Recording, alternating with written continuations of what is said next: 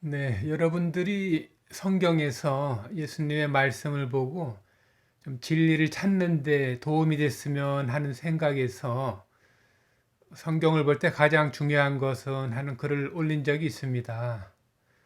거기에서 요한복음이 중요하다고 요한복음을 많이 보시라고 했는데 그 요한복음이 왜 중요한가 이제 그런 부분에 대해서는 자세하게 설명을 하기 너무 내용이 길기 때문에 생략하고 올렸습니다. 그래서 그 말씀에 대해서 왜 요한복음이 높은 영적 차원으로 제가 생각했는가, 그것에 대해서 한번 설명드릴 기회가 있어야 되겠다 했는데, 또 마침 그 부분을 질문하신 분도 있고 해서 한번 말씀을 드려볼까 합니다. 먼저 요한복음이 중요하다고 말씀드린 것은 뭐 제가 요한복음에서 한 예수님 말씀으로 인해서 예수님께 이끌렸기 때문이죠.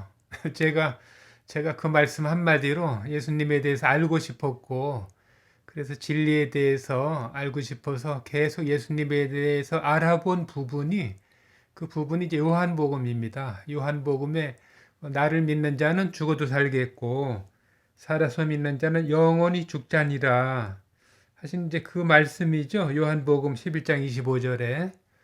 그래서 저는 요한복음을 중요하게 생각했고 요한복음에서 예수님의 말씀을 제가 알게 된 것입니다.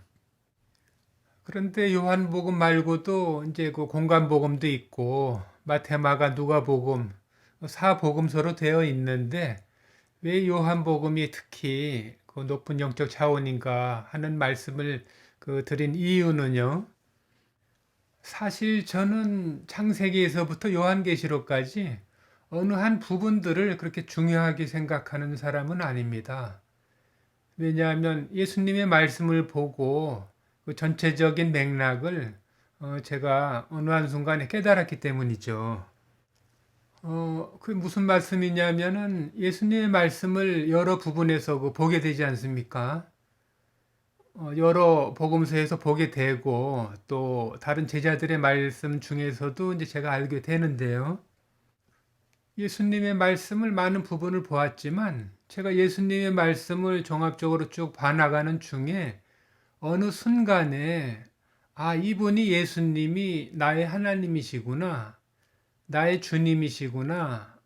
나의 구원자이시구나. 나의 하나님, 나의 아버지시구나. 아버지의 말씀을 대언하시는 그 예수님의 말씀으로 인해서 내가 그것을 어느 순간에 느꼈다는 것이죠. 느끼고 깨닫고, 이 진리의 말씀을 주신 예수님을 내가 붙잡고 따라가야 되겠다 하고 내가 마음속에 깊이 마음을 가지게 된 것입니다. 네, 여러분들이 한번 마음속 깊이 이 말씀을 한번 잘 깊이 한번 생각해 보십시오. 요한복음 10장 25절의 말씀입니다. 예수께서 대답하시되 내가 너희에게 말하였으되 믿지 아니하는도다. 내가 내 아버지의 이름으로 행하는 일들이 나를 증거하는 것이오늘 너희가 내 양이 아님으로 믿지 아니하는도다. 내 양은 내 음성을 들으며 나는 저희를 알며 저희는 나를 따르느니라. 내가 저희에게 영생을 주노니 영원히 멸망치 아니할 터이요 또 저희를 내 손에서 빼앗을 자가 없느니라. 저희를 주신 내 아버지는 만유보다 크심에 아무도 아버지 손에서 빼앗을 수 없느니라. 나와 아버지는 하나니라 하신대. 예, 그래 이제 유대인들과의 그 말씀을 나누는 중인데요. 그래서 이 말씀을 듣고 유대인들이 31절로 유대인들이 다시 돌을 들어 치려 하시거늘 예수께서 대답하시되 내가 아버지께로 말미암아 여러 가지 선한 일을 너희에게 보였거늘 그 중에 어떤 일로 나를 돌로 치려 하느냐. 네, 그 유대인들은 어떻게든지 예수님을 이제 잡아 죽이려고 하고 그 예수님께서는 예수님을 방어하시고 예수님이 하신 말씀을 하시는 것이죠. 그래 여러분들 한번 이 말씀을 깊이 묵상을 해 보셨습니까? 너희는 내 양이 아니므로 믿지 않는도다. 내 양은 내 음성을 들으며 나는 저희를 알며 저희는 나를 따르느니라. 예수님의 이 말씀 앞에서 창세기에서 요한계시록까지 모든 예수님에 대한 증거와 정황들이 그것이 무슨 소용이 있는가 하는 이제 그런 말씀입니다.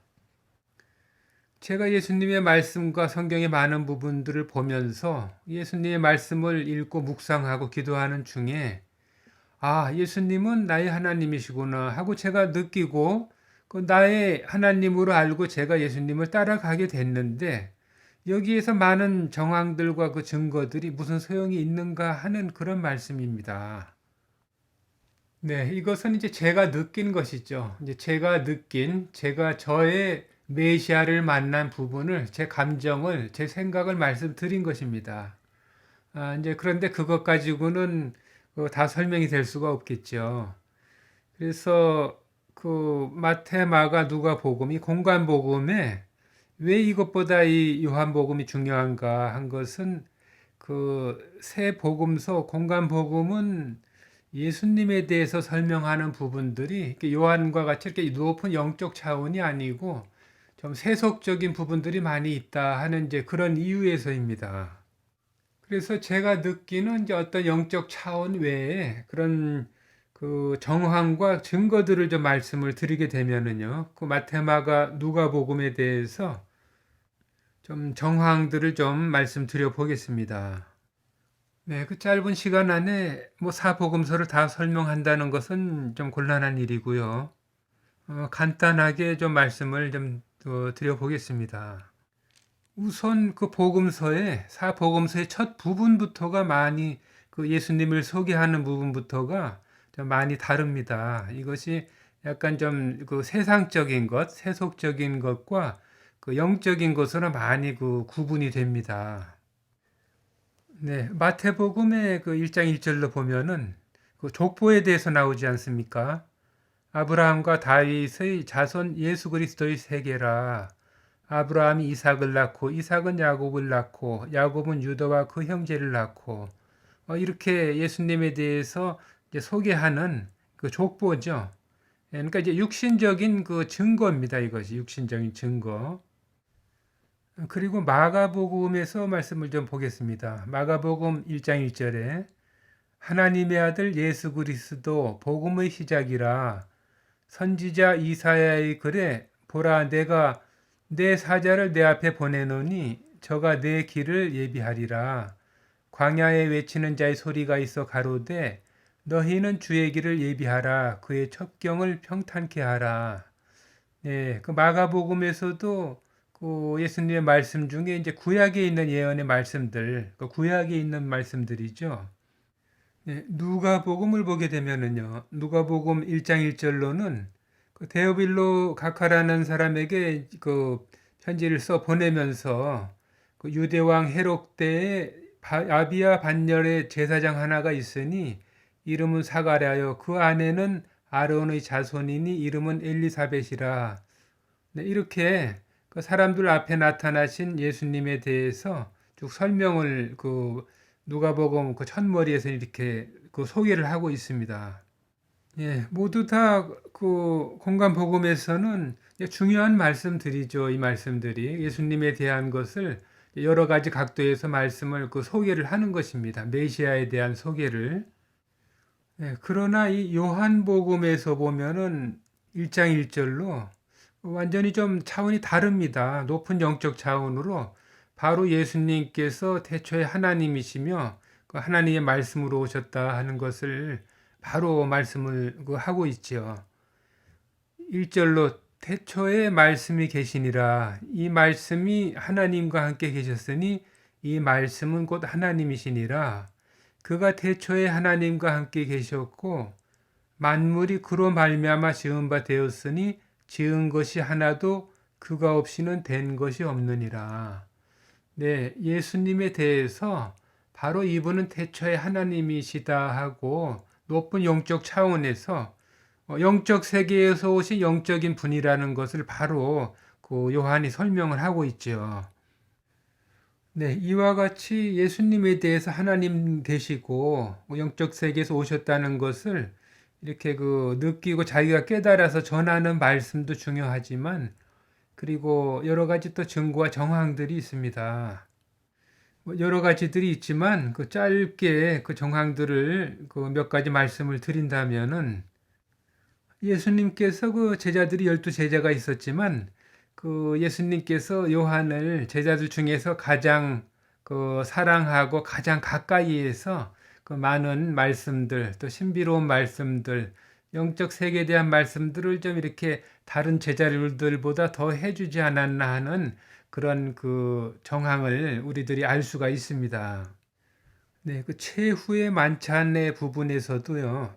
그 부분에서도 예수님께서 이제 그 유다를 가룟 유다를 그 마귀라고 말씀을 하시는 부분에서 베드로가 궁금해서 그 요한에게 물어봅니다. 왜냐하면 요한이 예수님 품에 기대서 있었기 때문에 예수님 제일 가까이서 있었던 것이죠.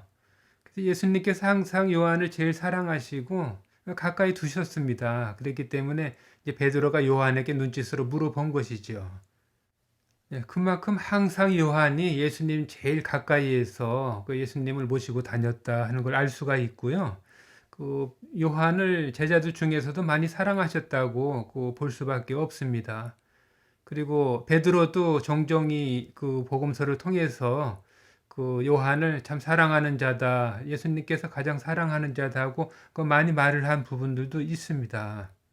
그리고 또 한 가지 정황으로는 그 예수님이 십자가에 달리실 때 모든 제자들이 다 도망을 갔지요.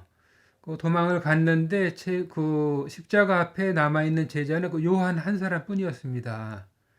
그만큼 요한이 그 예수님을 더욱 사랑하고 예수님께 더 가까이 있었고요. 그리고 예수님께서도 그 육신의 어머니 마리아를 그 요한에게 또 맡기기도 하였죠. 요한복음 19장 25절로 예수의 십자가 곁에는 그 모친과 이모와 글로바얀의 마리아와 막달라 마리아가 섰는지라 예수께서 그 모친과 사랑하시는 제자가 곁에 섰는 것을 보시고 그 모친께 말씀하시되 여자야 보소서 아들이니이다 하시고 또 그 제자에게 이르시되 보라 내 어머니라 하신대 그때부터 그 제자가 자기 집에 모시니라. 예, 이 제자가 바로 그 요한을 말씀하시는 거 아니겠습니까?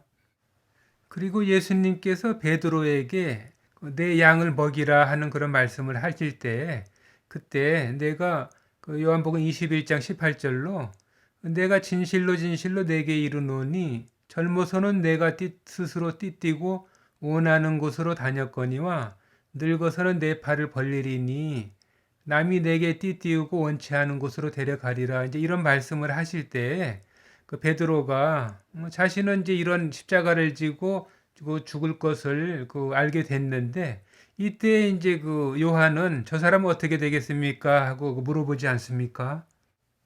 이때에도 이제 22절로 예수께서 가라사대 내가 올 때까지 그를 머물게 하고자 할지라도 내게 무슨 상관이냐? 너는 나를 따르라 하시더라. 예, 그 요한을 그 다른 제자들은 다 이제 순교를 당해 일찍 죽는데 늦게까지 남겨두고 쓰실 거라는 거를 이때 말씀하시는 것입니다. 그랬기 때문에 사도 요한은 다른 제자들은 이거 일찍 죽었어도 그 나이 많아서까지 한 95세까지 살았다고 그러죠. 그 늦게까지 살아남아서 예수님의 말씀을 더 전하고 또 잘 그 12제자들 중에서 제일 마지막으로 또 마무리를 짓고 그러고 그 세상을 떠났다 이렇게 볼 수가 있는 것입니다. 그리고 중요한 것은 이 요한복음이 다른 그 공간복음에 비해서 나중에 늦게 그 기록이 됐는데요.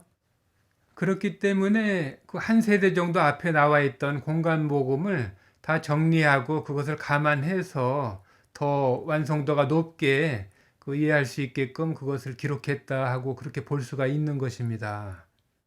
네, 짧은 시간에 말씀드리기는 좀 무리가 있었지만 영적으로 넓게 이해하는 마음으로 이 말씀들을 들어주셨으면 감사하겠습니다.